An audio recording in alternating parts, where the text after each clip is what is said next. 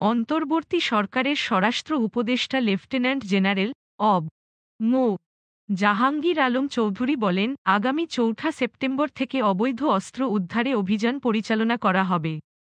রোববার ১ সেপ্টেম্বর এক সংবাদ সম্মেলনে এই ঘোষণা দিয়েছেন তিনি।